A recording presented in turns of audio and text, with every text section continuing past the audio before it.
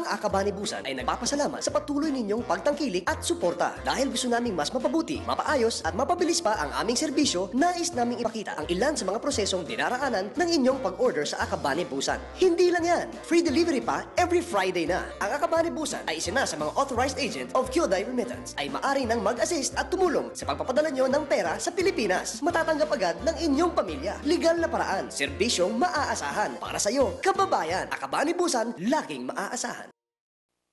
Noong isang linggo, napanood natin ang Akabane Busan dito sa Barangay Japan.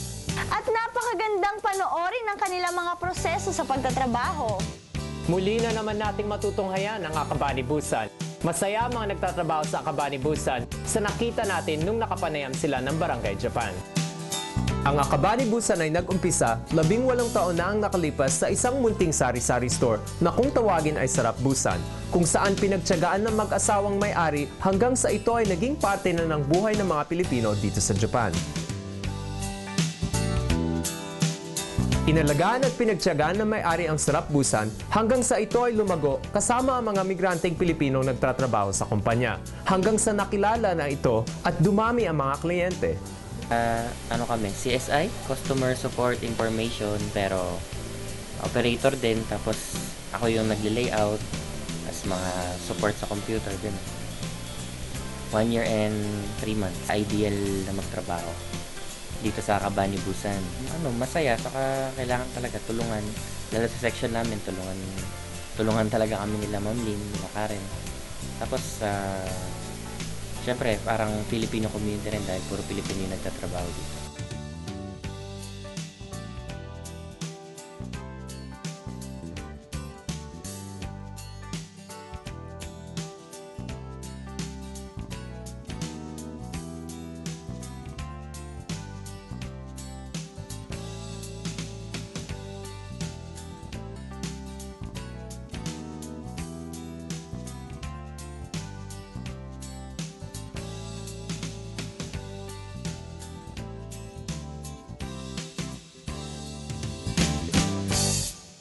Ang kaligayahan ng may-ari ay kung paano nila mabibigyan ng kabuhayan ang ating mga kababayan at maitaguyod ang tindahan hanggang ngayon ay patuloy nagsisilbi at sa mga Pilipino dito sa Japan. Magpa 5 years.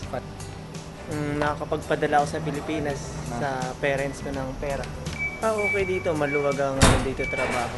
Okay sila magpatakbo ng mga empleyado nila. Okay sila, mabait sila.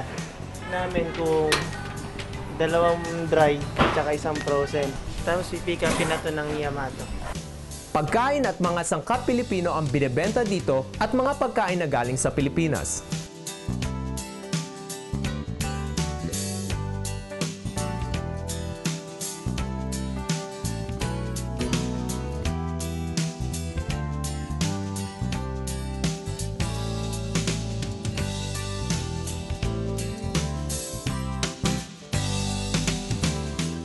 Hanggang makapagpatayo ang mag-asawa ng building na ang pangalan ng gusali ay Akabani Philippine Square na natayo noong October 2010 at nagpatuloy ang pagtakbo ng business. 4 na palapag itong gusali at kada palapag nito ay pwedeng marentahan.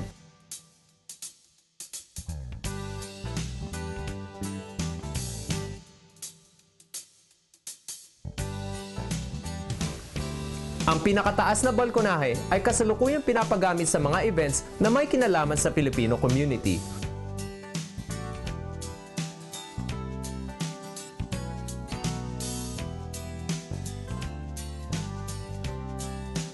Mabilis lang matagpuan ang gusali. Ito ay wala pang 5 minuto galing sa Akabani Station. Mararating nyo ang gusali kung saan ang Sarap Busan ay nasa unang palapag.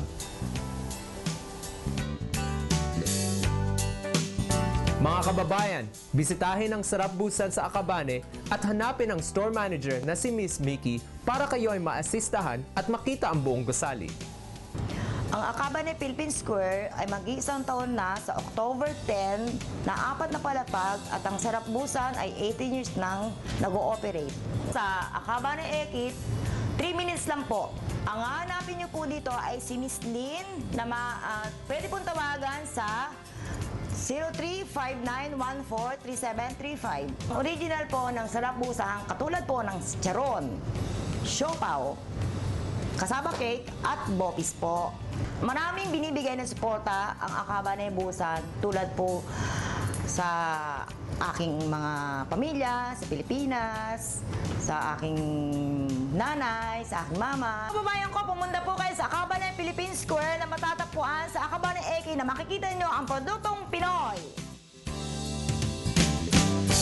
Ang Akabane Busan ay nagpapasalamat sa patuloy ninyong pagtangkilik at suporta. Dahil gusto naming mas mapabuti, mapaayos at mapabilis pa ang aming serbisyo, nais naming ipakita ang ilan sa mga prosesong dinaraanan ng inyong pag-order sa Akabane Busan. Hindi lang yan, free delivery pa every Friday na. Ang Akabane Busan ay isa na sa mga authorized agent of Kyodai Remittance ay maaari nang mag-assist at tumulong sa pagpapadala nyo ng pera sa Pilipinas. Matatanggap agad ng inyong pamilya. Legal na paraan, serbisyong maaasahan para sa iyo, kababayan. Akabane Busan, laging maaasahan.